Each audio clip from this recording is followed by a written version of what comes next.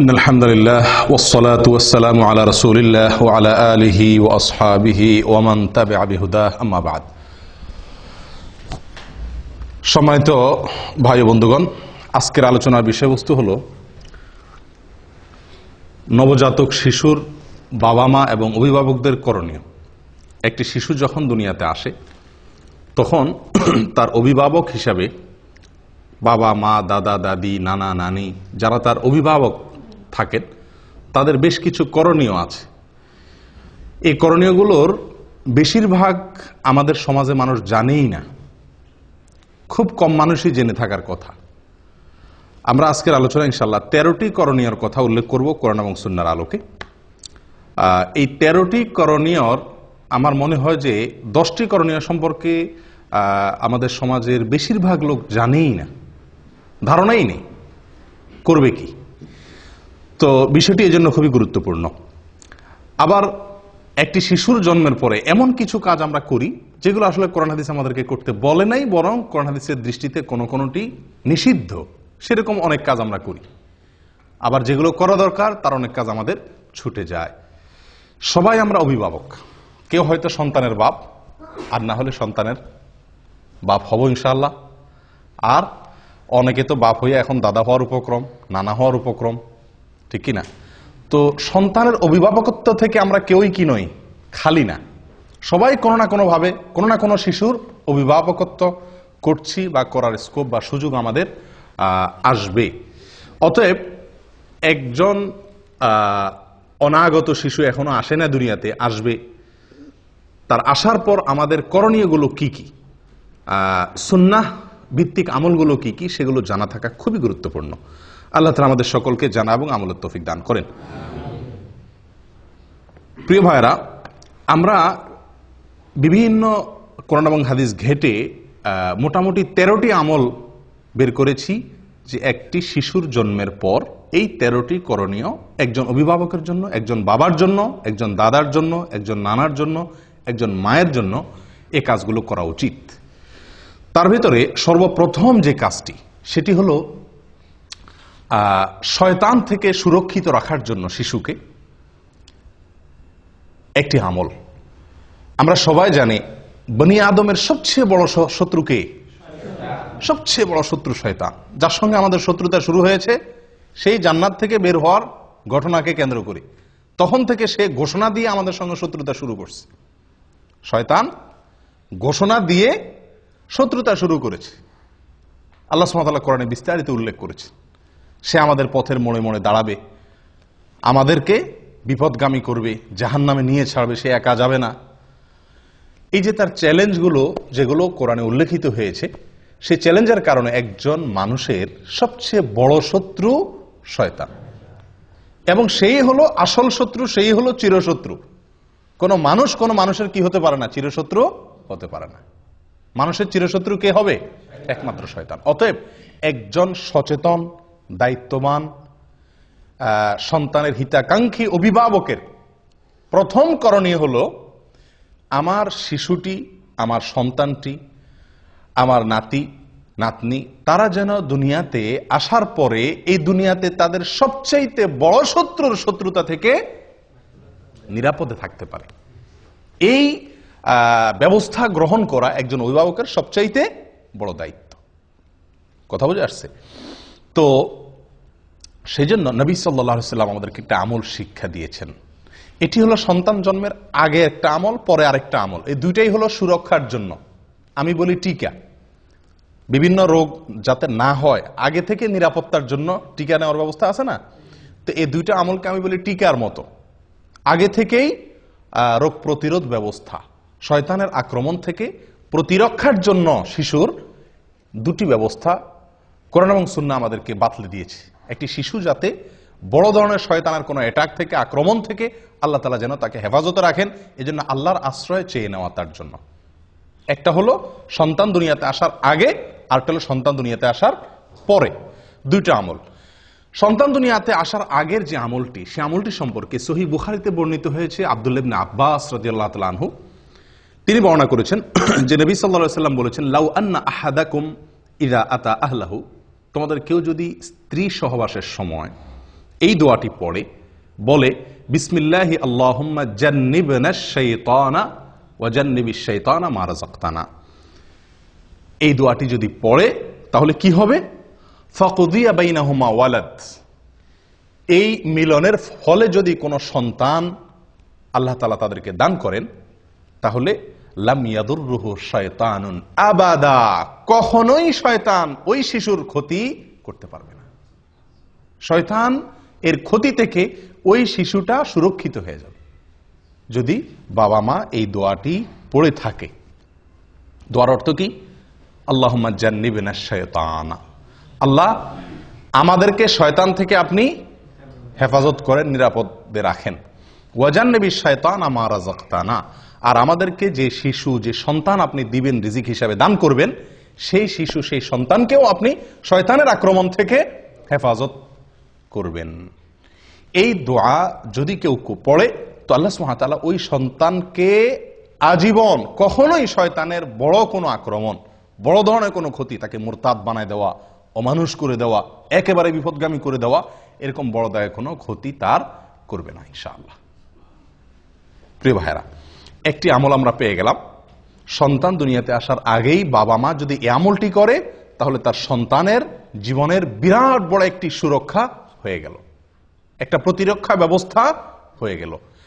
আমল নাম্বার 2, সন্তান জন্মগ্রহণের পরে বাবা মা যেই সন্তানের কাছে থাকবে অথবা দূরে, কাছে হলে বেশি ভালো, কাছে থাকবে বা দূরে, বাবা হোক মা হোক যে কেউ এই আমলটি করবে, আর সবাই মিলে করলে তো সবচেয়ে ভালো। আমলটি হলো, এটাও আল্লাহর আশ্রয় প্রার্থনা। আপনি কোন দিন সন্তান আল্লাহ তাআলা কবুল করছেন, কোন দিন দোয়া পড়ছেন না পড়ছেন খোঁজ খবর নাই, মুজদিস নাই হয়তো, তো আল্লাহ তাআলা দ্বিতীয় ব্যবস্থা রাখছেন। প্রথম টিকা যদি মিস হয়ে যায় তো দ্বিতীয় টিকা আপনি ধরবেন। সেটা হলো সন্তানের জন্মের পরে আপনি আল্লাহর কাছে আশ্রয় চেয়ে নেবেন, ওই একই আশ্রয়, শয়তানের আক্রমণ থেকে। এক্ষেত্রে দুটি বর্ণনা আমরা পাচ্ছি। এক হলো আল্লাহ সুবহানাহু ওয়া তাআলা সূরা আলে ইমরানের ভিতরে ইমরানের স্ত্রীর ঘটনা বর্ণনা করেছেন। ইমরানের স্ত্রীকে ঈসা আলাইহিস সালামের নানী, মারিয়াম এর মা।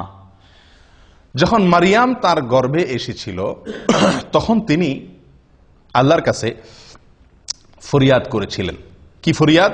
তিনি বলেছেন, ওয়া ইন্নী সাম্মাইতুহা মারিয়াম ওয়া ইন্নী উঈযুহা বিকা ওয়া যুররিয়াতাহা মিনাশ শাইতানির রাজীম। আল্লাহর কাছে দোয়াটা পছন্দ হয়েছে। সন্তান ভূমিষ্ঠ হওয়ার পরে মারিয়ামের মা দোয়া করেছেন।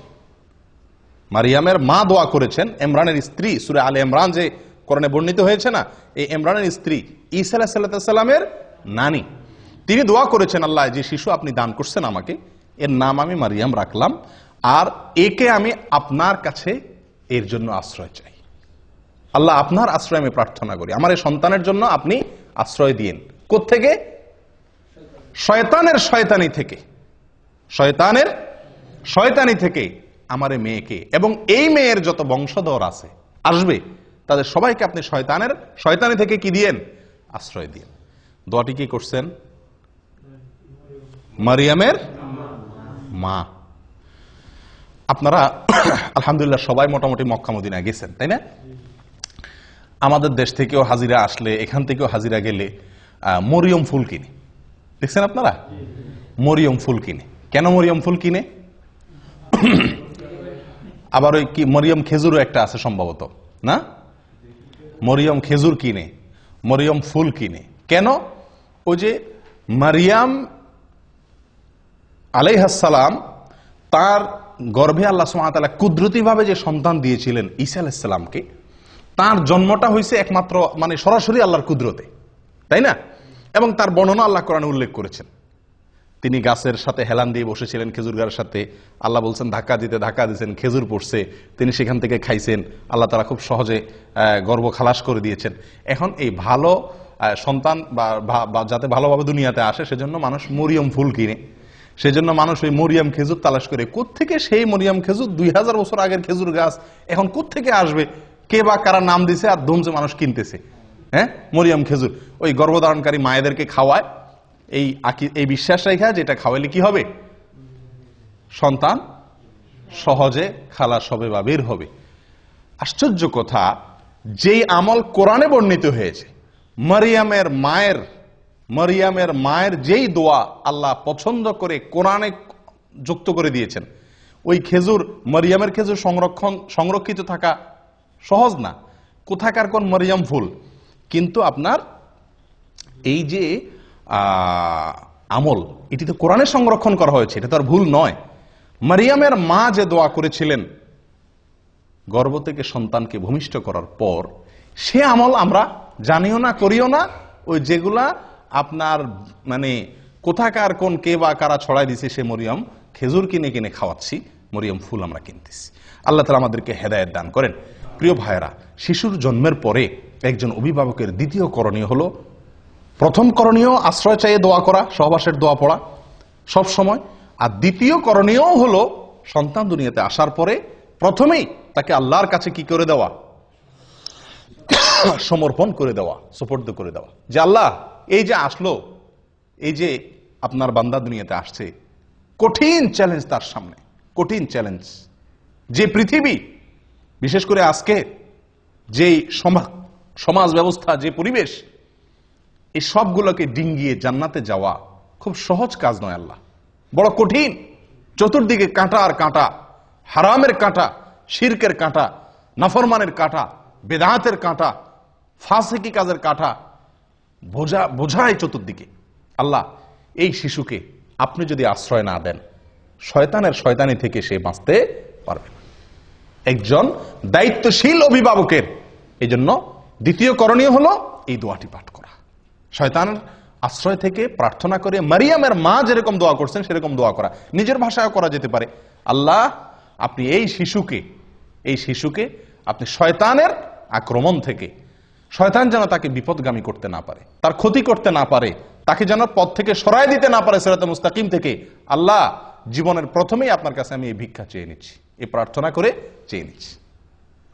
কয়জন করছি আমরা আমলটা? হয়তো শুনছিও প্রথম, ঠিক না?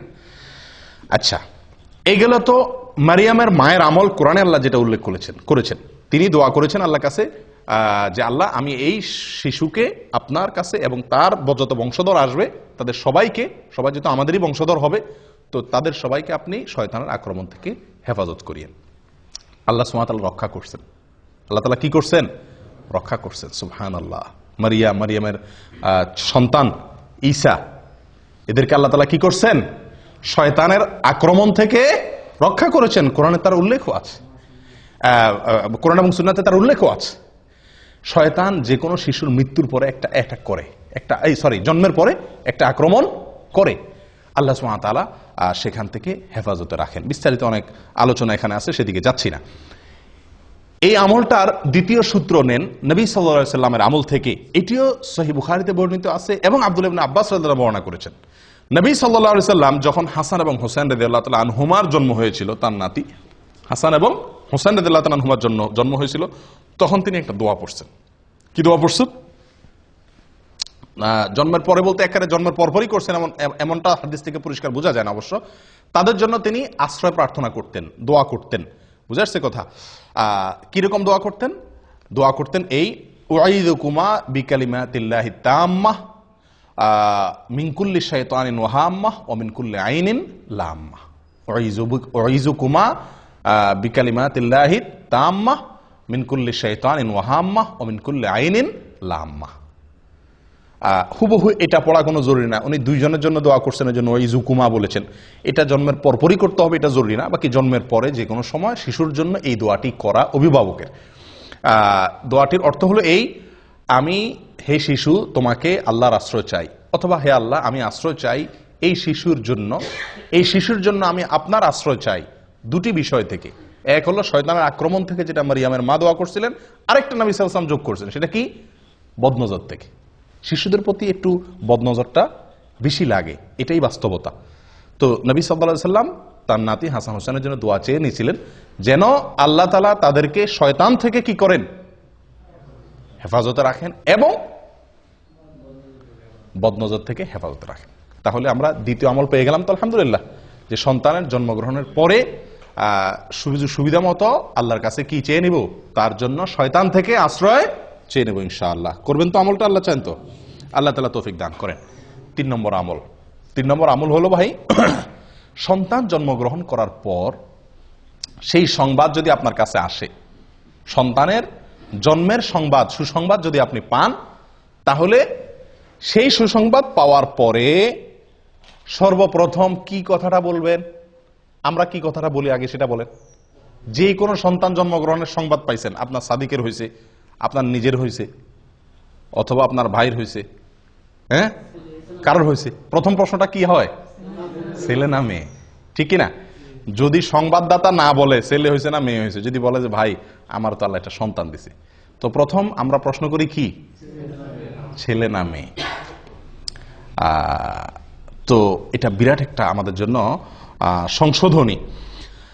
আদাবুল মুফরাদ, ইমাম বুখারী রাহিমাহুল্লাহ লিখিত একটি কিতাব, এখানে সহিহ সূত্রে বর্ণিত একটি হাদিসে আসছে, কাসির ইবনে উবাইদ বলেন যে আয়েশা রাদিয়াল্লাহু তাআলা আনহা তার কাছে যে কোনো সন্তান জন্মের সংবাদ আসলে, যে কেউ মদিনাতে কারোর সন্তান হয়েছে, খবরটা ওনার কাছে আসছে, আমাদের আয়েশা রাদিয়াল্লাহু তাআলার কাছে, ওনার কাছে সংবাদ আসার সঙ্গে সঙ্গে উনি কখনো জিজ্ঞেস করতেন না ছেলে নাকি মেয়ে। উনি জিজ্ঞেস করতেন একটা কথা, অবশ্য কি জিজ্ঞাসা করতেন? খুলিকা সাওয়িয়া, অর্থাৎ যে শিশুটি আসছে সে ঠিকঠাক আছে তো, বিকলাঙ্গ না তো, হাত পা সব অঙ্গ প্রত্যঙ্গ সব ঠিক আছে তো? যদি বলা হতো নাম, তিনি বলতেন আলহামদুলিল্লাহি রাব্বিল আলামিন। আমলটি কার ভাই? আয়েশা রাদিয়াল্লাহু আনহা, যিনি শিখেছেন নবী সাল্লাল্লাহু আলাইহি সাল্লাম থেকে সবচাইতে বেশি, সবচাইতে সরাসরি কাছে থেকে দেখে, এটা তার আমল ছিল। তো এখান থেকে কি বুঝলাম? যে কোনো শিশুর সংবাদ পাওয়ার পর প্রথম করণীয়, অভিভাবক অনভিভাবক, অভিভাবক না সকলের জন্য এটা, যে আমরা প্রথম আমল করব কি, আলহামদুলিল্লাহ রাব্বিল আলামিন বলবো, আল্লাহ শুকরিয়া আদায় করব। আফসোসের বিষয়, আমরা ওই যে প্রথম প্রশ্ন হয়, হাদিসে বর্ণনাকারী উল্লেখ করে দিচ্ছেন কাসির ইবনে উবাইদ যে আয়েশা রাদিয়াল্লাহু তাআলা আনহা কখনো জিজ্ঞেস করতেন না আগে ছেলে নাকি মেয়ে। কারণ সন্তান ছেলে নাকি মেয়ে এটা মুখ্য না, মুখ্য হলো সন্তান সুস্থ স্বাভাবিক কিনা, এবং এরপরে সবচেয়ে বড় কামনা হবে একজন বাবার, একজন মায়ের, একজন অভিভাবকের যেন সন্তান সুসন্তান হয়, নেক সন্তান হয়, ছেলে হোক কিংবা মেয়ে হোক, এটা কোনো বড় প্রশ্ন নয়, বড় চাহিদা নয়, বড় বিষয় না, ঠিক কি ঠিক না? আল্লাহ সুবহানাহু ওয়া তাআলা নবীদের সন্তান চাওয়ার দোয়া আল্লাহ তাআলা কোরআনে উল্লেখ করে দিয়েছে আমাদেরকে শেখানোর জন্য। নবীরা কিভাবে সন্তান চাইতেন, আম্বিয়া আলাইহিমুস সালাতু ওয়াস সালাম কিভাবে আল্লাহর কাছে সন্তান চাইতেন, সেই ভাষাগুলো আল্লাহ সুবহানাহু ওয়া তাআলা কোরআনে উল্লেখ করে দিয়েছেন। তার একটি হলো রব্বি হাবলি মিনাস সালিহিন, রব্বি হাবলি মিনাস সালিহিন, মানে কি? আল্লাহ আমাকে নেক সন্তান দান করেন, নেক সন্তান দান করেন, ভালো সন্তান দান করেন। আল্লাহর কাছে ছেলে অথবা মেয়ে এটা না চেয়ে আল্লাহর কাছে চাওয়া উচিত কি? সুসন্তান, সুসন্তান। সন্তান যদি নেক হয়, সে ছেলে হইলেও আমার উপকারে আসবে, মেয়ে হইলেও উপকারে আসবে। আর আল্লাহ না করুন সন্তান যদি সৎ না হয়, তাহলে সে ছেলে হোক আর মেয়ে হোক, সে আমার দুনিয়াও ডুবাবে, আখেরাতেও আমাকে ডুবাবে। আফসোসের বিষয়, এটা আজকে একটা চরম বাস্তবতা আজকের পৃথিবীতে, সেটা হলো যে মেয়ে হলে আমরা অনেকেরই মুখ কালো হয়ে যায়, ঠিক কি না? আল্লাহ সুবহানাহু ওয়া তাআলা কোরআনে কারীমে বলেন, ওয়া ইযা বুশশিরা আহাদুহুম বিল উনসা যাল্লা ওয়াজহুহু মুসওয়াদ্দান ওয়া হুয়া কাযীব। জাহিলি যুগের, আইয়ামে জাহিলিয়াতের যুগে, ইসলাম পূর্ব যুগের মানুষের স্বভাব আল্লাহ তাআলা বর্ণনা করতে গিয়ে বলেন যে তাদের কাউকে যদি বলা হয় ভাই আপনার ছেলে হয়েছে বা তোমার ছেলে হয়েছে, তখন তাদের মুখটা কি হয়ে যায়? কালো হয়ে যায়, কালো হয়ে যায়। যদি জিজ্ঞাসা করে ভাই কি হয়েছে, মেয়ে হলে বলে কি?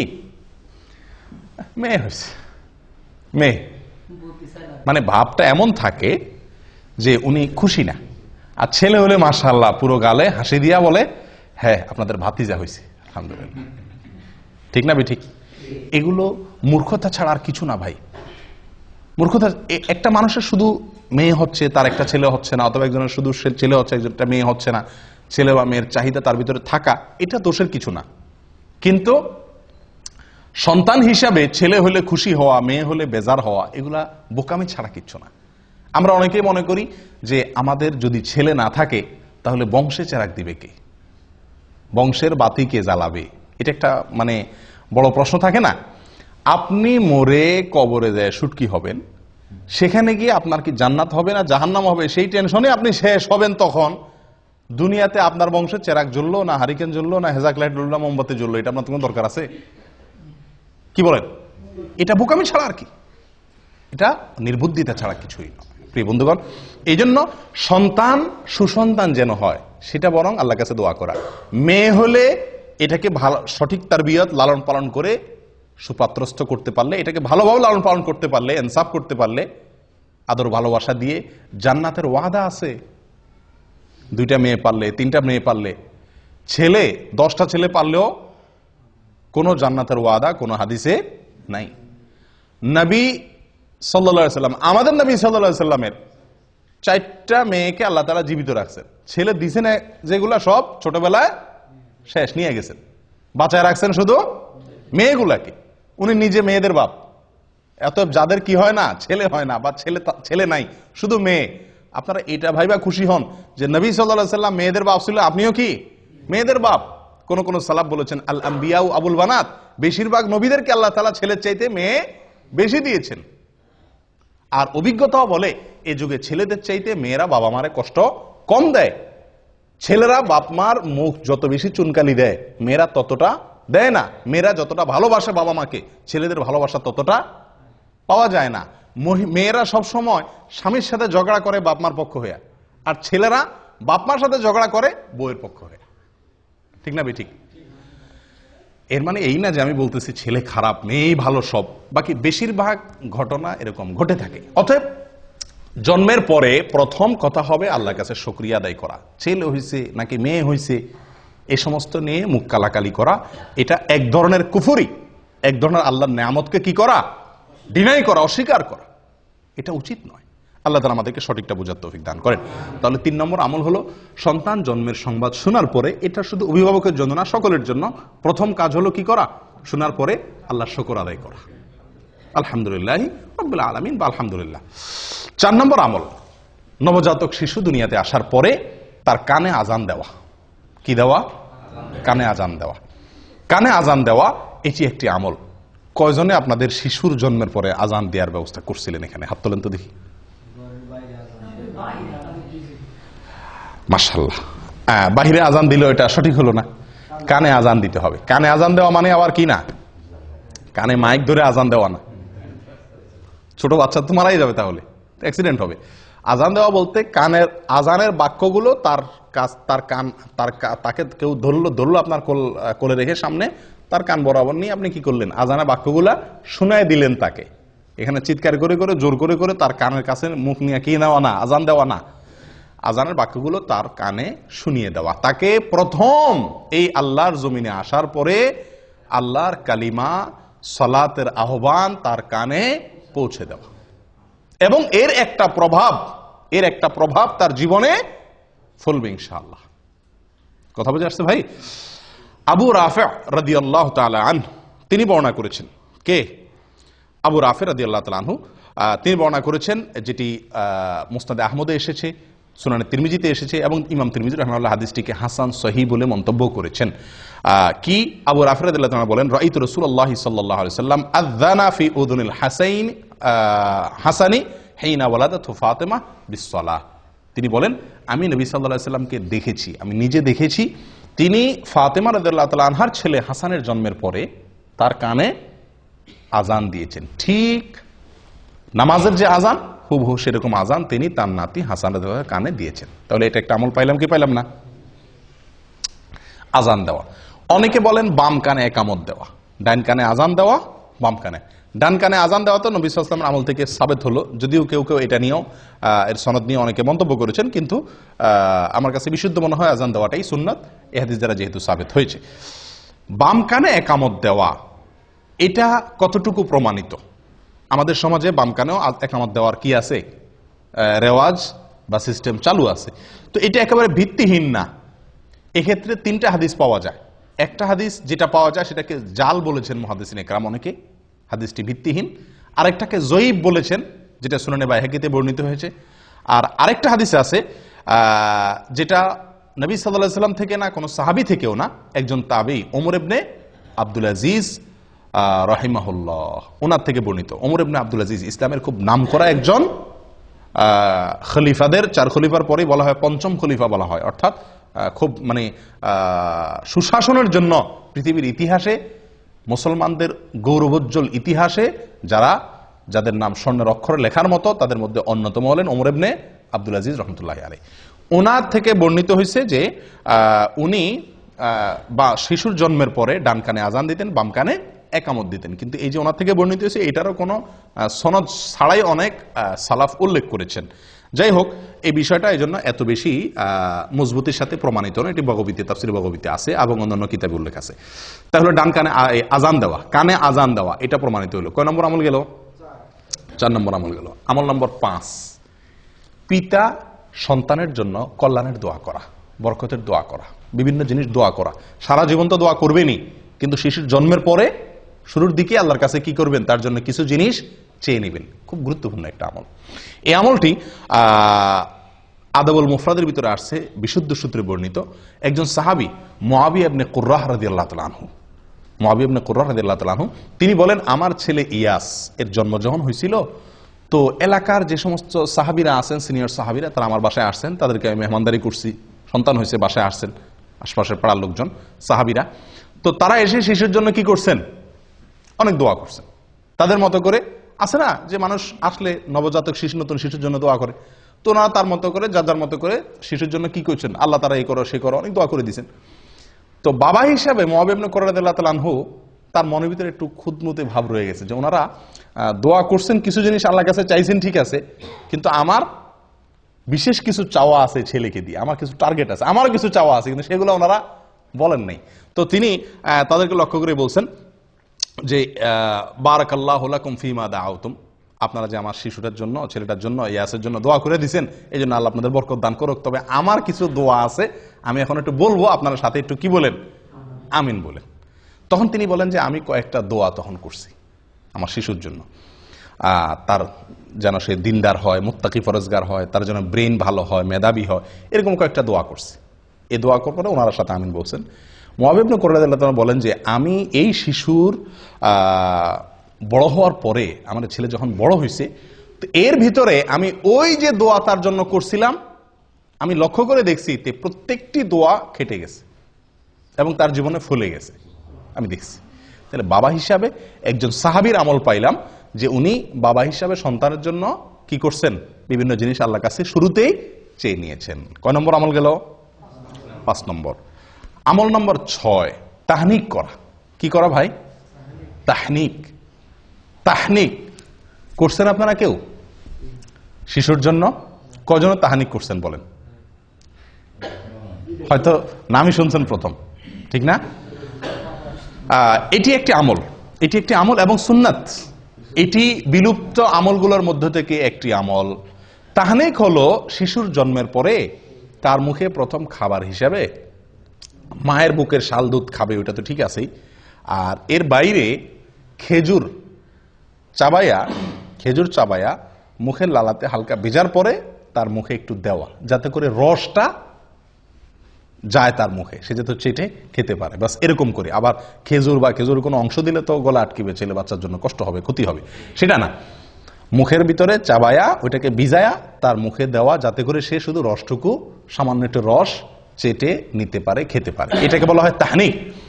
আয়েশা রাদিয়াল্লাহু তাআলা আনহা বলেন, সহিহ মুসলিমে বর্ণিত আছে, নবী সাল্লাল্লাহু আলাইহি সাল্লামের যুগে যত শিশুর জন্ম হতো সবাই তার কাছে নিয়ে আসতেন, আনলে তিনি ওই শিশুর জন্য দোয়া করতেন বরকতের, এবং যেদিন হয়তো সেদিনই সাধারণত আপনার, এবং তার জন্য কি করতেন? তাহনিক করে দিতেন। কি করে দিতেন? তাহনিক করে দিতেন। কে? নবী সাল্লাল্লাহু আলাইহি সাল্লাম। তাহলে বোঝা গেল আমলটা নবী সাল্লাল্লাহু আলাইহি সাল্লাম থেকে প্রমাণিত এবং এটা সুন্নাত। এখন একটা কথা হলো, আমাদের যুগে তো কি নাই? নবী সাল্লাল্লাহু আলাইহি সাল্লাম নাই। তাহলে আমাদের শিশুর তাহনিক কে করাবে? খেজুর দিয়ে তার তাহনিকটা কে করাবে? তো এটা নিয়ে অনেক ওলামায়ে কেরাম বলেন, আপনার যুগে যে কোনো নেককার, পরহেজগার, মুত্তাকি, ইমাম সাহেব, কোনো আলেম, কোনো ভালো মানুষ তার কাছে নিয়ে যাবেন, তাকে দিয়ে তাহনিক করাবেন। বুঝে আসছে কথা? অন্য অনেক ওলামায়ে কেরাম বলেন না, নবী সাল্লাল্লাহু আলাইহি সাল্লাম তাহনিক করেছেন, ওনার পরে কোনো সাহাবীর কাছে আর কেউ নিয়ে গেছেন বলে খুব একটা প্রমাণ হয় না। অতএব অন্য কারোর কাছে নেওয়া জরুরি না। বাপ মা, দাদা দাদি, নানা নানি যারাই থাকবেন আশেপাশে তারাই কি করে দিবেন? তাহনিক করে দিবেন। এটা সুন্নাত। তাহলে এই তাহনিকের যে আমলটা, এই আমলটাও আমাদের সমাজ থেকে একেবারেই প্রায় বিদায় হয়ে গেছে বললে ভুল হবে, এটা তো নাই। একটা হলো আগে থেকে ছিল, এখন নাই। এটা একান্ত আলেম ওলামা ছাড়া খুব কম মানুষই করেন। আলহামদুলিল্লাহ আমার 3 সন্তানের সময় আমি তাহনিক করেছি। তো তাহনিকের আমলটি আমাদের অনেকের জানা নাই। এর ভিতরে অনেক কল্যাণ, তার স্বাস্থ্যগত দিক থেকে এবং অনেক দিক থেকে কল্যাণ নিহিত আছে। সবচেয়ে বড় কল্যাণ হলো নবী সাল্লাল্লাহু আলাইহি সাল্লামের যুগে সাহাবীরা আমলটা করছেন, নবী সাল্লাল্লাহু আলাইহি সাল্লাম আমলটা করছেন, আমরাও সেটা করব, সুন্নতের আমল। মনে থাকবে তো ইনশাআল্লাহ। 7 নম্বর আমল, সন্তানের জন্য একটা সুন্দর নাম চয়েস করা। এই পর্যন্ত যেগুলো বলছি 6টা আমল, এগুলো সবগুলো হলো সন্তান জন্মের পর 7 দিনের আগের কাজ, এগুলা শুরুর দিকের কাজ এগুলা।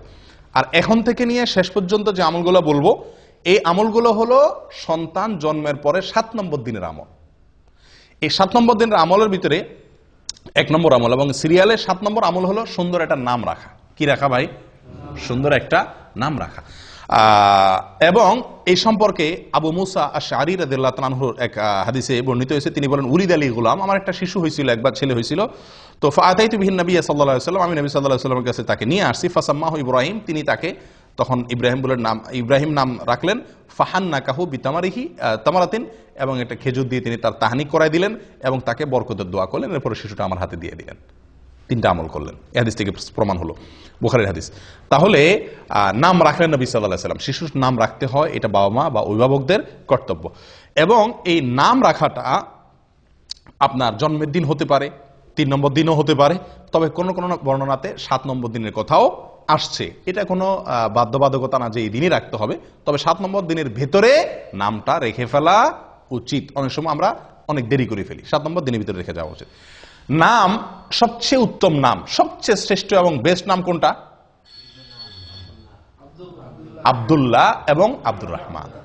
সবচেয়ে সুন্দর এবং সবচেয়ে উত্তম নাম হলো আব্দুল্লাহ এবং আব্দুর রহমান। এর উপরে কোনো নাম নাই। দ্বিতীয় শ্রেণীর নাম কোনটা? প্রথম শ্রেণীর নাম হলো আব্দুল্লাহ এবং আব্দুর রহমান। দ্বিতীয় শ্রেণীর নাম কি? দ্বিতীয় শ্রেণীর নাম হলো আল্লাহর যে 99টি নাম আছে, আল্লাহর 99 নামের শুরুতে আব্দুন যোগ করলে যে নামগুলো হবে। কি যোগ করলে?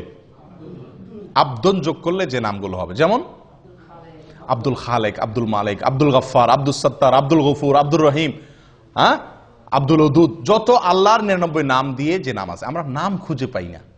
শিশু হলে নাম নিয়ে যে কি এক অস্থির হয়ে যায় মানুষ। হুজুর একটা নাম দেন, ভাই একটা নাম দেন, নাম ঠিক করতে পারে না। আল্লাহর 99 নাম, এটা শুরুতে আব্দুল লাগাইলে ছেলেদের নাম হয়ে যায়, আমাতুন লাগাইলে মেয়েদের নাম হয়ে যায়। আমাতুন মানে বান্দি, মেয়ে গোলাম, আর আব্দুল মানে পুরুষ, ছেলে গোলাম, আল্লাহর বান্দা, আল্লাহর মেয়ে বান্দা। তাহলে 99টা নাম তো আপনার হাতের কাছেই আছে। এবং এর ভিতরে বহু নাম আছে যেগুলো আমাদের সমাজে খুব একটা শোনাই যায় না। আমরা নাম রাখার ক্ষেত্রে বেশ কিছু জটিলতা আমাদের দেখা দেয়। এর ভিতরে একটা হলো আনকমন নাম খুঁজি। আব্দুল্লাহ নাম রাখতে বলে যে আব্দুল্লাহ, আব্দুল্লাহ এ তো আমার ভাইয়ের খালাতো শালির জেডাতো ভাইয়ের ছেলের নাম, কোনো মানে আছে? আমার বোনের ছেলের নাম। তো সমস্যা কি? আপনার বোনের ছেলের নাম হয়েছে। আপনারা দেখেন এদেশের একটা কালচার আছে, বাপের নামও আব্দুল্লাহ, ছেলের নামও আব্দুল্লাহ, দাদার নামও আব্দুল্লাহ, নাতির নামও আব্দুল্লাহ। কই, তাদের তো কোনো সমস্যা হয় না। আমরা বলি ডাকলে তো সমস্যা, আব্দুল্লাহ বলে 2 জন দৌড় দিবে। এই সমস্যাটা জীবনে কয়বার হবে? এই সমস্যাটা জীবনে কয়বার হবে? এগুলা সঠিক না। আসলে আমরা আনকমন নাম খুঁজতে গিয়ে এমন এক আনকমন নামের পিছনে পড়ে যাই যেটা আমাদেরকে সুন্দর নাম থেকে দূরে সরাই দেয়। এই জন্য আপনি আজকে আব্দুল্লাহ, আব্দুর রহমান বা এই সমস্ত সুন্দর সুন্দর ভালো ভালো নাম খুব বেশি এটা রাখার কালচার আস্তে আস্তে উঠে যাচ্ছে। মানুষ লালটু, বল্টু, টল্টু এই সমস্ত নাম রাখে। আল্লাহ হেফাজত করেন। সুন্দর একটা নাম রাখা, এটা সন্তান, নবজাতক সন্তান ভূমিষ্ঠ হওয়ার পরে বাবা মায়ের বা অভিভাবকদের করণীয়র ভিতরে অন্যতম প্রধান একটি করণীয়। মনে থাকবে তো ইনশাআল্লাহ। আমাদের দেশের নামের ভিতরে আরো অনেকগুলো সমস্যা আছে। তার ভিতরে একটা হলো যে একজনের 3টা-4টা করে নাম থাকে। একজনের কয়টা করে নাম থাকে? 3টা-4টা করে নাম থাকে। এবং সবগুলো আলাদা আলাদা নাম। সব নামগুলো কি? আলাদা আলাদা নাম। আমি কি বুঝাতে পারছি? যেমন ওমর ফারুক। আচ্ছা, এটা আরেক সমস্যা, সেখানে আমি আসতেছি। তার আগে একটু বলে নিই যে একজনের 3-4টা নাম লাগে। যেমন মোহাম্মদ আলী, মোহাম্মদ আলী, 2টা নাম কিন্তু এখানে। একটা নবীর নাম, নবী সাল্লাল্লাহু আলাইহি সাল্লামের নাম, আর একটা হলো নবী সাল্লাল্লাহু আলাইহি সাল্লামের চাচাতো ভাইয়ের নাম, জামাইয়ের নাম, ঠিক কি না? 2 জনের নাম একজনে দখল করছে, ঠিক কি না? এভাবে আমাদের দেশে যত নাম পাবেন বেশিরভাগ নামগুলো একজনের 3টা-4টা নাম। এটা একটা ভুল কালচার। এটাতে কোনো মানে কোরআন হাদিস অশুদ্ধ হয়ে যাবে, আলোকে অশুদ্ধ হয়ে যাবে, বা এটা কারণে আপনার কোনো গুনাহ হয়ে যাবে এরকম না, কিন্তু এটা মানে সঠিক না। নাম থাকবে কি একটা, নাম থাকবে একটা, সেটা যেটাই হোক। হ্যাঁ, তার সাথে বাবার নাম যুক্ত হতে পারে, তাহলে 2টা হলেও সমস্যা নেই। দাদার নাম যুক্ত হয়ে 3টা হলেও কি নাই, দোষের কিছু নেই। কিন্তু আপনার একারই নাম কি 3টা। এখন তার নাম হলো মোহাম্মদ আলী, তার বাবার নাম হলো আব্দুল গফুর, তাহলে মোহাম্মদ আলী, আব্দুল গফুর, দাদার নাম আরেকটা লোগান, তাহলে 4টা-5টা নাম হয়ে গেল। 3 জনের মিলায় 4-5টা নাম। আর ভাগ্য ভালো এর বাপের নাম আব্দুল গফুর, এর বাপের নাম যদি হইতো কি শরবত আলী, তাহলে তার মধ্যে তো আরো 2টা নাম হইতো, ঠিকই না? তো এগুলো মানে এক ধরনের ভুল। নাম যে কোনো একটা নাম রাখা উচিত। এক্ষেত্রে একটা কালচার আমাদের সমাজে যেভাবেই হোক ঢুকে গেছে শিয়াদের প্রভাবের কারণে। এককালে হয়তো আমাদের দেশের নামগুলো রাখার ক্ষেত্রে শিয়াদের একটা ভূমিকা ছিল, তাদের কাছ থেকে হয়তো দিন শিখছে, আফগান থেকে বা মোগল আমলে শিয়াদের একটা প্রভাব ছিল। আমাদের দেশে বেশিরভাগ নামের সঙ্গে আপনার নামের শেষে আপনারা দেখবেন হয় আলী, নয় হাসান, নয় হোসেন। খেয়াল করছেন আপনারা? এখানে যদি এখন যাচাই করি আমরা, তো আমার মনে হয় শতকরা 30 জন মানুষের নামের শেষে হয় হাসান আছে, নয় হোসেন আছে, আর না হয় আলী আছে, ঠিকই না? ভাই হাসান হোসেন আলী থাকাতে তো সমস্যা নাই। সমস্যা যেখানে সেটা হলো অন্য কোন সাহাবীর নাম তো আর রাখেন না, শুধু এই 3 জনের নাম রাখেন কেন? এটা তো শিয়াদের চিন্তা। শিয়ারা এই 3 জনকে শুধু মুসলমান মনে করে, অন্য সব কাফের সাহাবীদেরকে কি মনে করে? কাফের মনে করে। নাউজুবিল্লাহ। তো আপনি শুধু 3 জনেরটাকে রাখবেন আর কারোরটা রাখবেন না, এটা তো বোঝা যায় যে তাদের যে শত্রুতার কালচার শিয়াদের, সেটা আপনার ভেতরে আছে, আল্লাহ মাফ করে। এটা একটা ভুল। অতএব আপনি যদি মোহাব্বত করে সাহাবীর নামকে রাখতে চান, তো নামের ক্ষেত্রে তো ওই যে আল্লাহর নাম শুরুতে আব্দুল লাগায় রাখা, এটা এই ক্লাসের নাম। 2 নম্বর হলো নবীদের নাম, 3 নম্বর হলো সাহাবীদের নাম। যে কোনো সাহাবীর নাম আপনি কি করেন? রাখেন, সুন্দর। আলী রাখেন, ওমর রাখেন, আবু বকর রাখেন, কোনো অসুবিধা নাই। তো এক্ষেত্রে যে কোনো একটা নাম আমরা রাখি, কিন্তু ওই যে সাথে আরো 2-3টা লেজুর যুক্ত করে দিই, এবং শেষে আলী, হাসান, হোসাইন মনে রাখ, কামরুল হাসান, দেলোয়ার হোসাইন, হ্যাঁ, তারপরে শরবত আলী, আব্দুল আলী। আর অর্থের দিক থেকে অনেক সমস্যাও আছে, অনেক নামের মধ্যে অর্থের দিক থেকে কি আছে, সমস্যাও আছে। যেমন রহমত আলী, রহমত আলী মানে কি? আলীর রহমত, আলীর করুণা। এ তো শিয়ারা আলী রাদিয়াল্লাহু আল্লাহর জায়গা দেয়, এই জন্য আল্লাহর আলীর রহমতে তারা সন্তান পাইছে, দেখে সন্তানের নাম রাখে আলীর রহমতে সন্তান পাইছি। আমরা তো এটা বলতে পারি না। হ্যাঁ, আল্লাহ সুবহানাহু ওয়া তাআলার গুণবাচক নামের ভিতরে একটা হলো আলী। আপনি সেই দৃষ্টিকোণ থেকে রাখলে সেটা ঠিক আছে, কিন্তু মানুষ আসলে বুঝেও না কি রাখে, এটা একটা সমস্যা। আরেকটা সমস্যা হলো যেটা উনি বলছেন, ওমর ফারুক। এখানে ফারুক এটা হলো ওমর রাদিয়াল্লাহু তাআলার একটা কি, একটা উপাধি। এটা শুধু ওনার জন্য খাস। আপনি ওমর ফারুক কোন ইয়ের জন্য আপনার সন্তানের জন্য রাখলে সেটা কি হলো না, এটা খাটলো না। আপনি যদি রাখতে চান ওমর রাদিয়াল্লাহু তাআলাকে মহব্বত করে, তা আপনি ওমর রাখেন, কিন্তু ওনার উপাধি আপনার সন্তানের জন্য আপনি জুড়ে দিবেন, এটা সঠিক না। ঠিক একইভাবে আবু বকর সিদ্দিক নাম বেশিরভাগ মানুষ এভাবে রাখে না, ওসমান গনি, ওসমান গনি এভাবে রাখে। তো এরকম আরো বহু সাহাবী আছেন, আবু আইয়ুব আনসারী, এভাবে যুক্ত করে সাহাবীদের নামের সঙ্গে তাদের যে আলাদা পরিচয় আছে ওইটাও আবার যুক্ত করে। ভাই কারোর পরিচয় কেউ কি করতে পারে না, গ্রহণ করতে পারে না, ওইটাকে আলাদা নাম হিসাবে নেন, ঠিক আছে। আপনি কথার কথা মরহুম শেখ মুজিবকে আপনি খুব মহব্বত করেন, আছে না অনেক লোক যে শেখ মুজিবকে মহব্বত করেন দেখে তার নামে সন্তানের কি করেন, নামকরণ করেন। তো মরহুম শেখ মুজিবকে মহব্বত করে আপনি ছেলের নাম যদি মুজিবুর রহমান রাখেন, আপনারা কেউ বাধা দিবে? কিন্তু আপনি যদি ছেলের নাম রাখেন বঙ্গবন্ধু মুজিবুর রহমান, তাহলে মানুষ আসবে না? এটা তো খাটলো না। বঙ্গবন্ধু তো ওনার টাইটেল, এটা তো আর কারোর জন্য আসবে না, নামটা সবার জন্য আসতে পারে। ঠিক একইভাবে আরো যে সমস্ত রাজনৈতিক নেতা আছেন, অন্যান্যরা আছেন, সব ক্ষেত্রে প্রযোজ্য হবে, ঠিক না ভাই? ঠিক। অতএব এগুলো একটা ভুল। যাই হোক, সুন্দর, অর্থবহ, অর্থের দিক থেকে কোনো খারাপ কিছু নাই এরকম নাম রাখা সবচেয়ে বেস্ট। আল্লাহর নামকে জুড়ে রাখা। 2, নবীদের নাম রাখা। 3, সাহাবীদের নাম রাখা। আফসোসের বিষয়, এই 3 শ্রেণীর কোনোটার ব্যাপারে আগ্রহ নাই। আমাদের কাছে যত মানুষ নাম চাইতে আসে, বেশিরভাগ মানুষ বলে আনকমন নাম দেন, 2 অক্ষরের নাম দেন। ওই যে টালটু বল্টু যেগুলো শুনে নাই কোনোদিন, এরকম নাম চায়, যে নাম কোথাও নাই আশপাশে, এরকম নাম চায়। একটা লোক বড় না, সবচেয়ে সুন্দর অর্থবহ নাম দেন আমাকে। আল্লাহ তাআলা আমাদেরকে তৌফিক দান করেন আমলের। সময়ত ভাইরা, নামের আমল চলে গেল 7 নম্বর। 8 নম্বর আমল আকিকা করা। কি করা? আকিকা করা। শিশুর জন্মের পরে আকিকা, এটি গুরুত্বপূর্ণ একটি আমল। আকিকা সর্বোচ্চ সুন্নত, এর উপরে না। ফরজ ওয়াজিব অবশ্যই না। এটার সর্বোচ্চ গুরুত্ব হলো কি পর্যন্ত? সুন্নত পর্যন্ত। অনেকে মুবাহ বলছেন, অর্থাৎ জায়েজ। যাই হোক, আকিকা শব্দের অর্থ হলো কাটা। আক্কা ইয়াউক্ক শব্দের অর্থ কি? কাটা। তো আকিকারে কাটা কেন বলা হয়?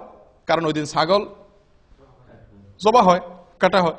অথবা কেউ কেউ বলছেন যে ওই দিন বাচ্চার চুল কাটা হয়, সেজন্য ওই দিনের জবাইয়ের নামও হয়ে গেছে কি? কাটার জবাই, অর্থাৎ কাটার দিনের জবাই, নামই হয়ে গেছে আকিকা, মানে কাটা। আচ্ছা, আকিকা সম্পর্কে নবী সাল্লাল্লাহু আলাইহি সাল্লাম থেকে অনেক হাদিস পাওয়া যায়, বহু হাদিস পাওয়া যায়। তার সবগুলো তো আমরা বলতে পারবো না। এর ভিতরে একটা হলো আব্দুল্লাহ ইবনে আব্বাস রাদিয়াল্লাহু তাআলা আনহু থেকে বর্ণিত, সুনানে নাসাঈর ভিতরে আসছে। তিনি বলেন, নবী সাল্লাল্লাহু আলাইহি সাল্লাম তার নাতি হাসান এবং হোসেন রাদিয়াল্লাহু তাআলা আনহুমার জন্মের পরে তিনি 2টি করে মেষ জবাই করেছিলেন। কে? নবী সাল্লাল্লাহু আলাইহি সাল্লাম। এবং তিনি নির্দেশ করেছেন, ইবনে মাজাহ এর হাদিসে আসছে, আয়েশা রাদিয়াল্লাহু তাআলা বলেন, আমারানা রাসূলুল্লাহ সাল্লাল্লাহু আলাইহি সাল্লাম, আমাদেরকে নবী সাল্লাল্লাহু আলাইহি সাল্লাম নির্দেশ করেছেন, আন্নাউ কানিল গোলামে শাতাইনে, যে ছেলে হলে যেন 2টা ছাগল আমরা আকিকা হিসাবে জবাই করি, ও আনিল জারিয়াতে 7, আর মেয়ে হলে 1টা ছাগল যেন জবাই করি। তাহলে এই হাদিসগুলো দ্বারা বোঝা গেল যে আকিকা করা নবী সাল্লাল্লাহু আলাইহি সাল্লামের একটি আমল, সুন্নাত। তাহলে এটা আমরা করার চেষ্টা করব ইনশাআল্লাহ বিইذনিল্লাহ। আকিকার ক্ষেত্রে প্রথম কথা হলো আকিকার সময়সীমা। কোন সময় করতে হবে? 7 নম্বর দিনে। 7 নম্বর দিন কোনটা? অনেকে ভুল বুঝেন। সন্তান জন্ম হয়েছে যেদিন, ওই দিনের পরে 7 দিন পরে না। অনেকে জন্ম হওয়ার পরে 7 দিন পরে করে, 7 দিন পরে না, 6 দিন পরে, 7 নম্বর দিনে। আর সহজ হবে বোঝার জন্য, যেই দিনে সন্তান জন্মগ্রহণ করে, যেই বারে জন্মগ্রহণ করে, পরের সপ্তাহ তার আগের দিন। রবিবারে জন্মগ্রহণ করলো, তাহলে 7 নম্বর দিন কি বারে হবে? শনিবার হবে। সোমবার না, সোমবার তো আরো পরে হবে, শনিবার হবে। রবিবারে হলে রবি, সোম, মঙ্গল, বুধ, বৃহস্পতি, শুক্র, শনি। 7 নম্বর দিন হবে শনিবার। সোমবারে জন্মগ্রহণ করলে আকিকা হবে কি বারে? রবিবারে। শুক্রবারে জন্মগ্রহণ করলে আকিকা হবে বৃহস্পতিবারে। এ হলো আকিকার সময়, 7 নম্বর দিন। তবে বুরাইদা রাদিয়াল্লাহু তাআলা আনহু থেকে বর্ণিত এক হাদিসে আসছে, যেটি বাইহাকিতে বিশুদ্ধ সূত্রে বর্ণিত হয়েছে, যে নবী সাল্লাল্লাহু আলাইহি সাল্লাম বলেছেন, আল আকিকাতু তুযবাহু লি7 আও লি14 আও লি21। আকিকার পশু জবাই করতে হবে 7 নম্বর দিনে, অথবা অপশন আছে, দ্বিতীয় সুযোগ আছে, সেটা হলো 14 নম্বর দিনে, অথবা 3 নম্বর সুযোগ আছে 21 নম্বর দিনে। এই তিনটাই এই হাদিস দ্বারা বোঝা গেল সুন্নাত। তবে 1 নম্বরের সুন্নাত হলো, ফার্স্ট ক্লাসের সুন্নাত হলো 7 নম্বর দিনে করতে পারলে উত্তম, আর না হলে 14 বা 21 নম্বর দিনের আরো 2টা স্টেশন আছে, সেগুলো ধরতে পারেন। কিন্তু যদি এই 3 দিনের কোনো দিন আপনি করতে না পারেন, তাহলে সুযোগ আছে পরবর্তীতে যে কোনো সময় করার, কিন্তু এই 3 দিনে বা বিশেষ করে 7 নম্বর দিনে করা উত্তম। এখন একটা প্রশ্ন আসে, মেয়েদের জন্য আকিকার পশু জবাই করতে হবে 1টা, ছেলেদের জন্য হলো 2টা। কেন? এটা কিছুটা বৈষম্য মনে হয় না? বিশেষ করে আজকের নারীবাদীর যে জোয়ার চলতেছে, নারীবাদের জোয়ারে তো এটা বড় প্রশ্ন। ছেলে হয়েছে দেখে কি খুশি দেখা ইসলাম 2টা করতে বলছে, মেয়েদের বেলা 1টা কেন? হ্যাঁ, একজন মুসলিমের সবচেয়ে বড় উত্তর হলো এক্ষেত্রে, আমরা নবী সাল্লাল্লাহু আলাইহি সাল্লাম এর অনুসরণ করার জন্য আল্লাহ নির্দেশ করেছেন। উনি বলেছেন, সেটা আমান্না সাল্লাম না, আমরা মেনে নিয়েছি। যুক্তি খুঁজে আমল করা, এটার নাম কি নয়? ইসলাম নয়। যারা যুক্তি ছাড়া আমল করে না, বিশ্বাস করে না, তারা মুসলিম না। তারা কি না? যুক্তি ছাড়া বুঝে না। তার আগে যুক্তি দিতে হবে তারে, প্রত্যেকটা কাজ তারপরে সেই করবে। তাহলে এটারে কি বলে না? ইসলাম গ্রহণ বলে না। পৃথিবীতে যখন মানুষ জাহান্নামে যাবে, তখন সবাই ইমানদার হয়ে যাবে। জাহান্নামে যাওয়ার আগে কি হয়ে যাবে? ইমানদার হয়ে। একটা মজার কথা আছে, রসিকতা করে, ধাঁধা আর কি, যে কোন বেঈমান জাহান্নামে যাবে না, কোন বেঈমান জাহান্নামে যাবে না। মানে কি? কোন কাফের কি যাবে না জাহান্নামে? একটি কাফেরও জাহান্নামে যাবে না। মানে কি? কাফের জাহান্নামে যাবে না মানে? তাহলে কে যাবে জাহান্নামে? জান্নাতে ইমানদার জাহান্নামে যাবে।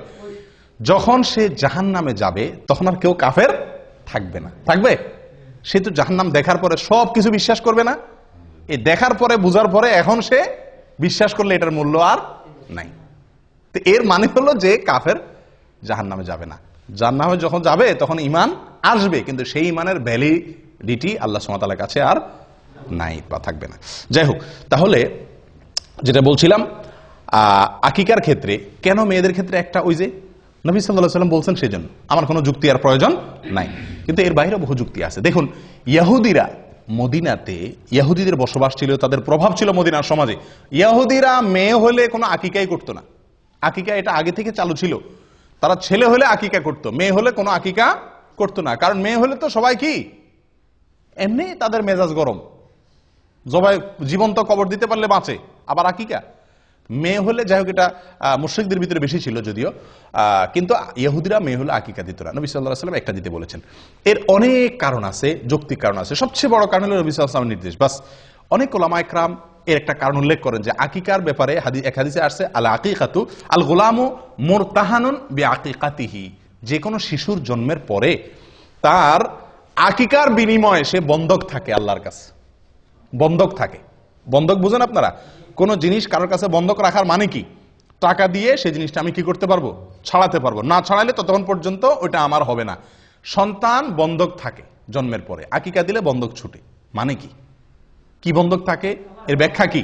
এর ব্যাখ্যা সম্পর্কে অনেক কথাই আছে, মুহাদ্দিসিন ইকরাম বলেছেন। হাদিসে স্পষ্ট কিছু বলা হয় না। কেউ কেউ বলেছেন এর মানে হলো এই শিশু কিয়ামতের দিন তার বাবার জন্য সুপারিশ করবে না যদি বাপে আকিকা না করে। আকিকা করলো, বন্ধক ছুটে গেছে, এবার সুপারিশ করবে। কেউ কেউ বলেছেন এর মানে হলো আল্লাহ তাআলা একে শয়তান থেকে সুরক্ষিত করা, দুনিয়াতে বিপদ আপদ থেকে রক্ষা করা, এই জিনিসগুলো মানে লক থাকে। আকিকা করলো, লক খুলে গেল। কথা বুঝে আসছে?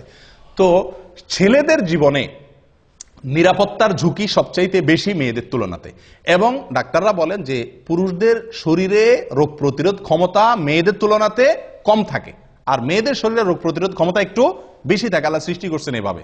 এই জন্য ডোজ, আকিকায় যদি আমি ডোজ হিসাবে নেই তার নিরাপত্তার জন্য, তার সুস্থতার জন্য, তাহলে এক্ষেত্রে ছেলের জন্য ডবল ডোজ, কারণ তার শরীরের ভিতর রোগ প্রতিরোধ ক্ষমতা কম। আর মেয়ের জন্য সিঙ্গেল ডোজ, কারণ তার শরীরের রোগ প্রতিরোধ ক্ষমতা বেশি। শুধু তাই নয়, মেয়ে এবং ছেলে এদের উভয়ের মধ্যে আমরা যদি দেখি জীবনের রিস্ক কার বেশি?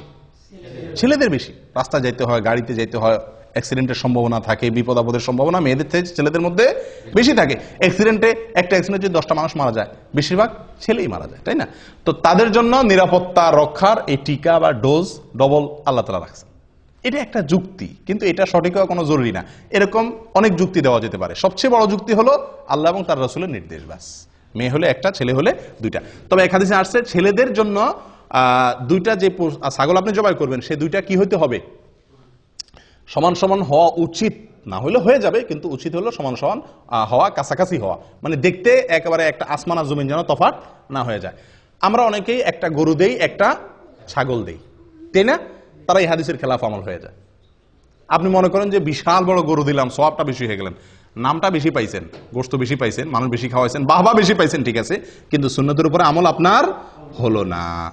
কারণ হাদিসে একেবারে সুস্পষ্টভাবে বলা আছে যে আকিকার পশু যেন কি হয়?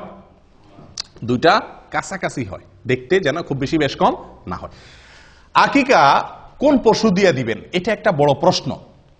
এবং কোরবানির সাথে আকিকা মিশানো, এটা আরেকটা বড় প্রশ্ন। দেখুন ভাই, কোরবানির সাথে আকিকা মিলায়া একসাথে দেওয়া যাবে কিনা, একই গরুতে কোরবানি আকিকা মিক্স করে দেওয়া যাবে কিনা, আমাদের দেশের অনেক ওলামা ইকরাম বা বেশিরভাগ ওলামা ইকরাম যাবে বলেন। অথচ হানাফি মাযহাবের একজন প্রসিদ্ধ আলেম, পাকিস্তানের মুফতি রশিদ আহমদ রাহিমাহুল্লাহ, উনি আহসান ফতোয়া, একটা বিরাট বড় ফতোয়ার কিতাব লিখেছেন। এই ফতোয়ার কিতাবে এবং অন্যান্য জায়গাতে তিনি এটার খুব ঘোরতর বিরোধিতা করেছেন, যেটা জায়েজ নাই। খোদ হানাফি মাযহাবের ওলামা ইকরামেরই, আমাদের হানাফি মাযহাবের ওলামা ইকরাম অনেকে বিরোধিতা করেন, এবং এটাকে মোটের উপরে আমরা অ্যানালাইসিস করলে দেখি এই কাজটি সতর্কতামূলক হলো। নবী সাল্লাল্লাহু আলাইহি ওয়াসাল্লাম যেভাবে করছেন ডাইরেক্ট সেভাবে করতে পারা। সেটা কি? ছাগল দেওয়া। ছাগল দেওয়া, কোরবানি গরুর ভিতরে কি না আকিকা মিক্স না করা। কোন কোন দিক থেকে কোরবানির সাথে আকিকার মিল থাকলেও অনেক দিক থেকেই মিল নাই। কোরবানির সময় আকিকার সময় এক না, অনেক দিক থেকে বেশ কম আছে, অনেক দিক থেকে মিল আছে। যাই হোক, তো এই জন্য আকিকা কোরবানির সাথে না মিশাইয়া আলাদা দেওয়া উচিত। এটা একটা বিষয় গেল। আরেকটা বিষয় হলো যে এক গরুতে কোরবানি দিলে আপনি কয়জনের পক্ষ থেকে চলে? 7 জনের, কিন্তু আকিকা দিলে এক, ছেলে হলে একটা।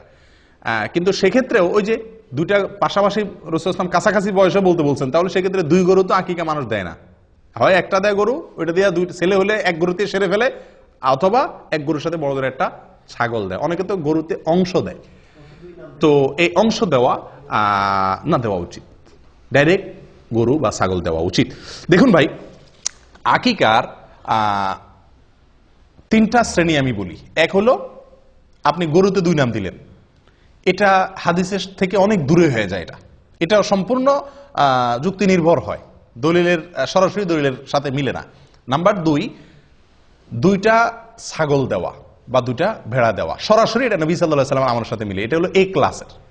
আরেকটা হলো যে একটা গরু দিলেন, একটা ছাগল দিলেন, এটা কোন রকমের চলে, বুঝে আসছে কথা? কিন্তু সবচেয়ে উত্তম হলো 2টা ছাগল দেওয়া।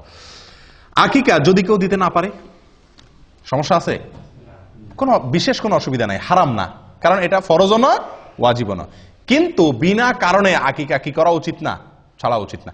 আমাদের সমাজে অনেক লোক আকিকা দেয় না, অথবা বাপ হইছেন, ছেলের বাপ হইছেন, একটা ছাগল বলে যে একটা ছাগলের টাকা আছে আমার কাছে, সমস্যা আছে? সমস্যা নাই, আপনার যদি সামর্থ্য না থাকলে একটা দিবেন।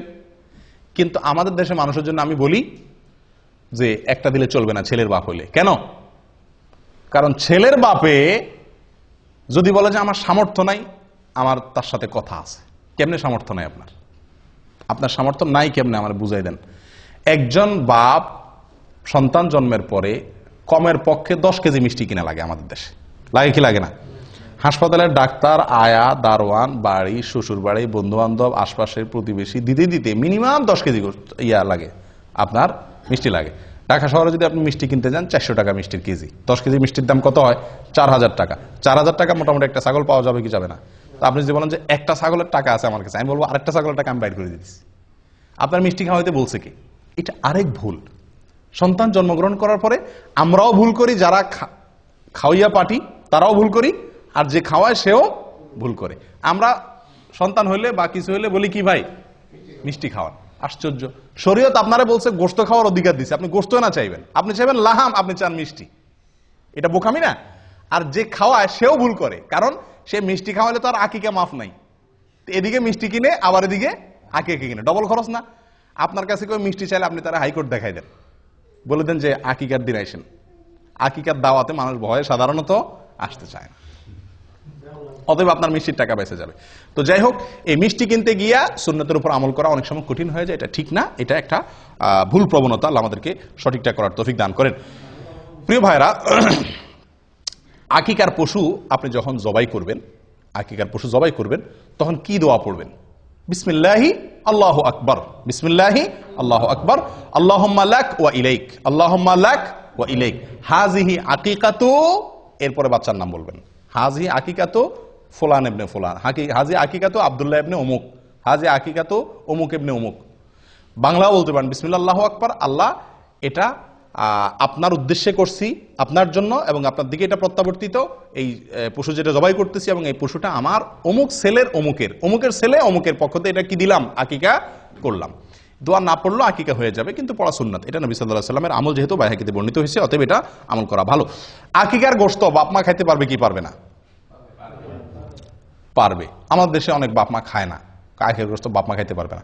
বাপ মা তো আরো বেশি করে খাবে, এত কষ্ট করে সন্তান জন্ম দিছে, তোমরা সবাই মিলে খাইবা, বেচারা কষ্ট না করে তোমরা খাইবা, বেচারা এত কষ্ট করে সন্তান জন্ম দিছে, তো আরো বেশি খাবে, ঠিক না?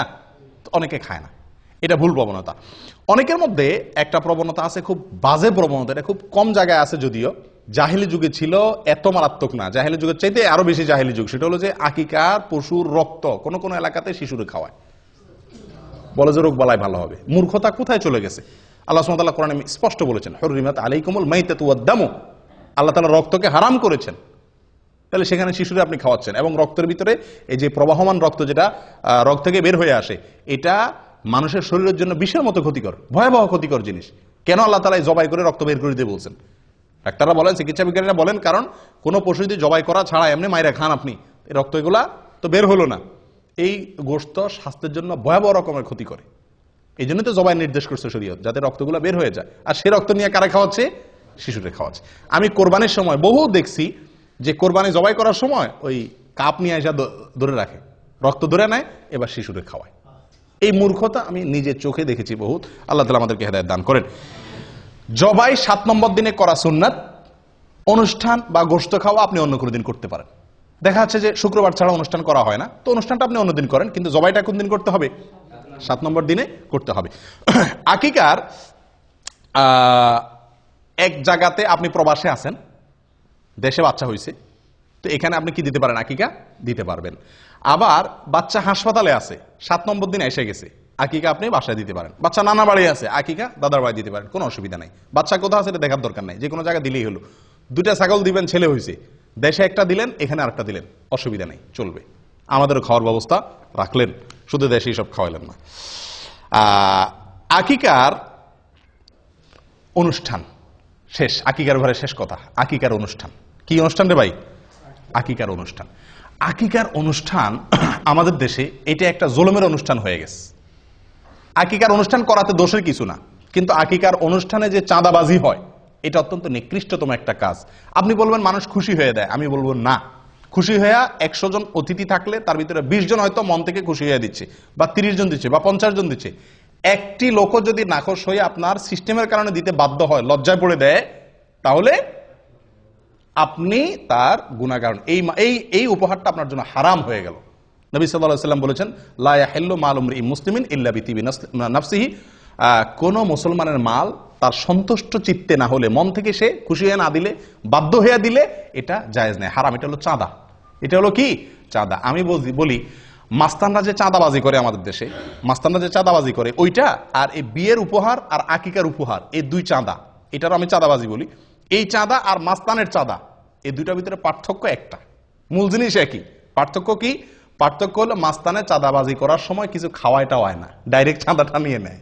আর আকিকার অনুষ্ঠান, বিয়ের অনুষ্ঠানে এক থাল খাওয়াইয়া চাঁদাটা নেন। এই হলো 2 চাঁদার ভিতরে পার্থক্য।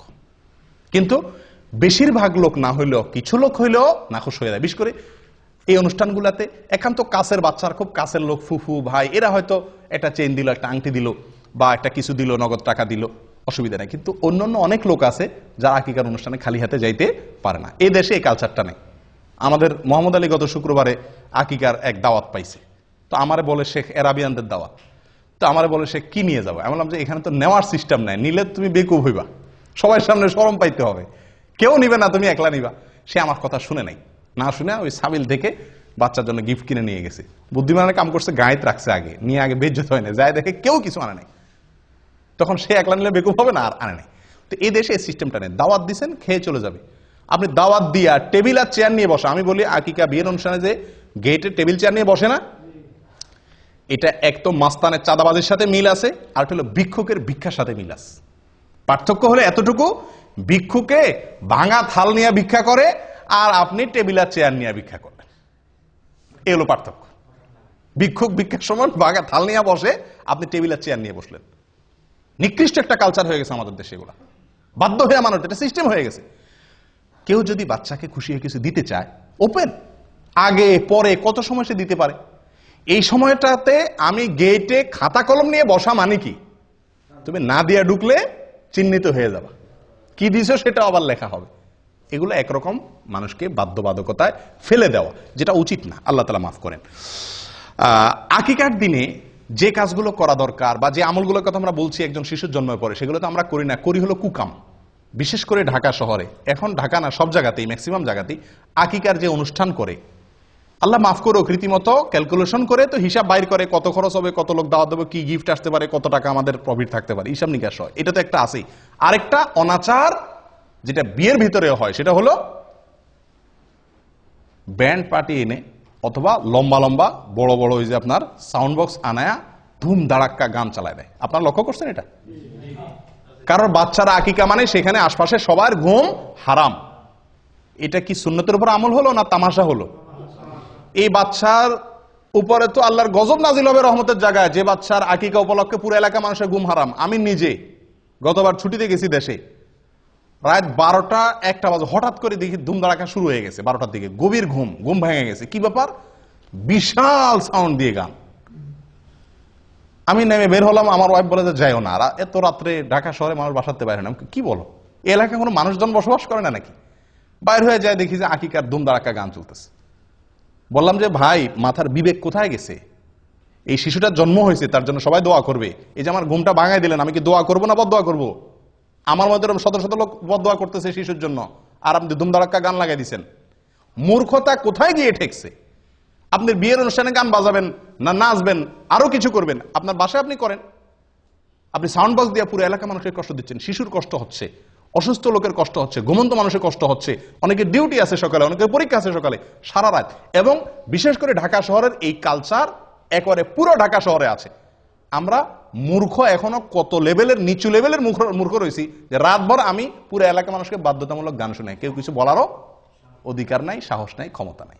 মূর্খতা কোথায় চলে গেছে? তো আকিকার অনুষ্ঠানকে এটা বেবরকতি করে, কল্যাণ নষ্ট করে এই সমস্ত গান বাজনার কারণে। আল্লাহ হেফাজত করেন। প্রিয় ভাইরা, 9 নম্বর আমল হলো বাচ্চার মাথার চুল কাটা, চাঁচা 7 নম্বর দিনে। এবং চুল চাঁচার পরে আরেকটা আমল আছে, যেটা হয়তো আপনারা অনেকে জীবনে প্রথম শুনছেন। সেটা হলো চুল চাঁচার পরে চুলের ওজন পরিমাণ রূপা আল্লাহর রাস্তায় দান করা। চুলের ওজন পরিমাণ রূপা আল্লাহর রাস্তায় দান করা। কয়জনে করছেন হাত তোলেন? 2 জন করছেন, মাশাআল্লাহ। আর কেউ করেন নাই? আলহামদুলিল্লাহ। আমি 3 সন্তানের সময় করছি। 2 সন্তানের সময় তো দেশে থাকতে আপনার ওই পলিথিনে করে আমি নিয়ে গেছি স্বর্ণের দোকানে যায়। কারণ স্বর্ণের দোকান ছাড়া তো আর এত অল্প চুল মাপার মতো কি নাই, বাটখারা কারোর কাছে এত ছোট নাই। তো তাদের কাছে মাপাইয়া তখন 25 টাকা না 35 টাকা এরকম অল্প কিছু হয়েছে দিয়ে দিছি। মনে রাখতে হবে এটা একটা আমল, সুন্নাত।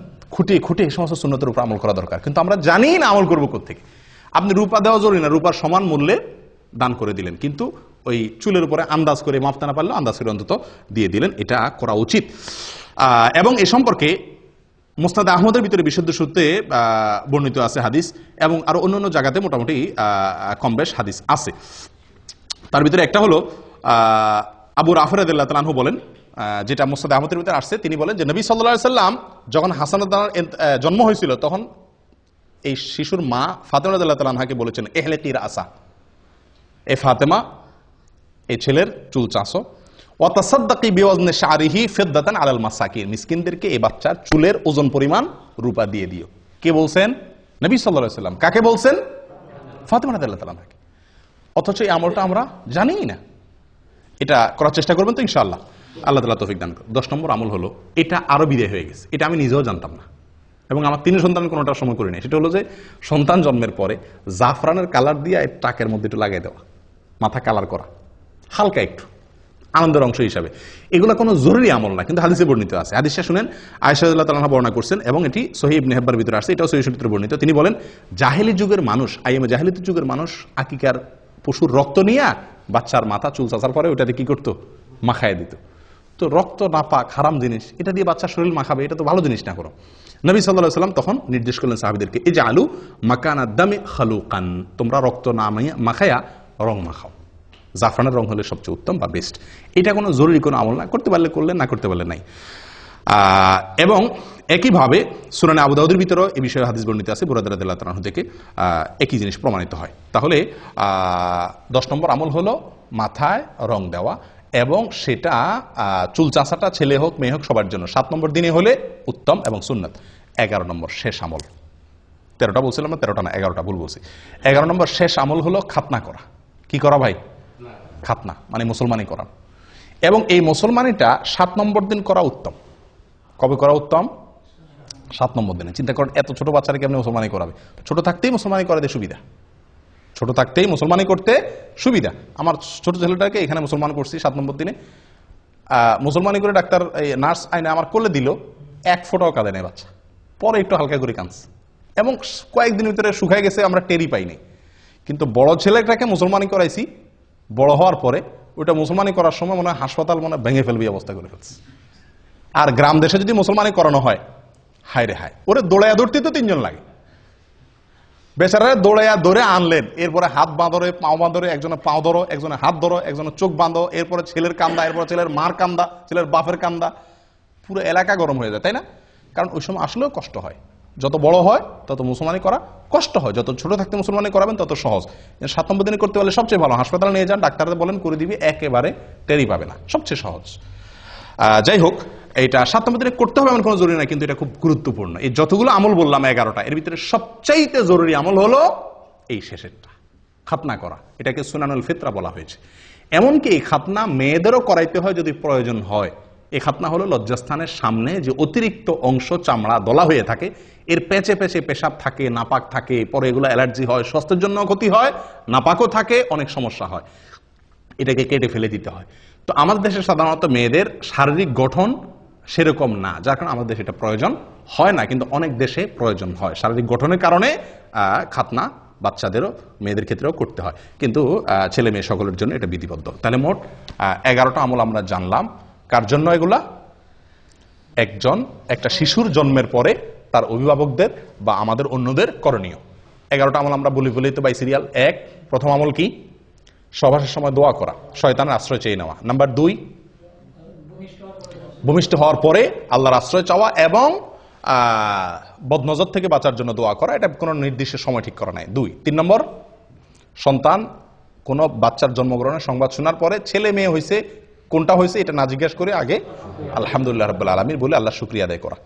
4 নম্বর আমল বলেন, আপনারা কি শুনছেন? আকিকা বহুত পরে আজান দেওয়া, বাচ্চার কানে আজান দেওয়া 4 নম্বর। 5 নম্বর হলো তাহনিক করা, তাহনিক, খেজুরের রস তার মুখে দেওয়া 5 নম্বর। 6 নম্বর আমল বলেন।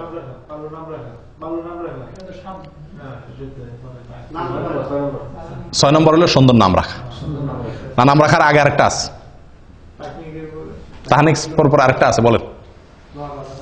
হ্যাঁ, বাবার জন্য দোয়া করা, বাবা শিশুর জন্য কি করা? দোয়া করা, বরকতের কল্যাণে দোয়া করা। কয় নম্বর গেল? 6 নম্বর। 7 নম্বর হলো সুন্দর একটা নাম রাখা, অর্থবহ একটা ভালো নাম রাখা। 8 নম্বর হলো সুন্নত পদ্ধতিতে সঠিকভাবে ভালোভাবে আকিকা করা। আকিকার ক্ষেত্রে একটা মাসআলা রয়ে গেছে, বড় হওয়ার পরও কি করা যায়? আকিকা করা যায়। হাসান বসরি রহমতুল্লাহ আলাইহি বলেন, যদি কেউ পুরুষ হয়ে থাকে তার আকিকা যদি করা হয় না এটা জানতে পারে, সেজন্য আকিকা করে। মুহাম্মদ ইবনে সিরিন রহমতুল্লাহ আরেকজন তাহাবী, উনি বলছেন যে যদি আমার আকিকা করা হয় না আমি জানতাম, তাহলে আমারটা আমি করতাম।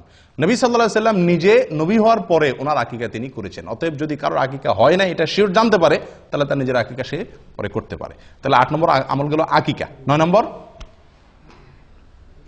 চুল চাষা এবং চুলের ওজন পরিমাণ রূপা আল্লাহ দান করা, তার সমমূল্য। 10 নম্বর আমল হলো জাফরানে কালি দিয়ে মাখানো। 11 নম্বর আমল হলো খাতনা করা। আল্লাহ তাআলা আমাদের সকলকে এই সবগুলোকে আমল করার তৌফিক দান করে। জাযাকুমুল্লাহ ওয়া আখিরু দাওয়ানা আনিল হামদুলিল্লাহি রাব্বিল আলামিন।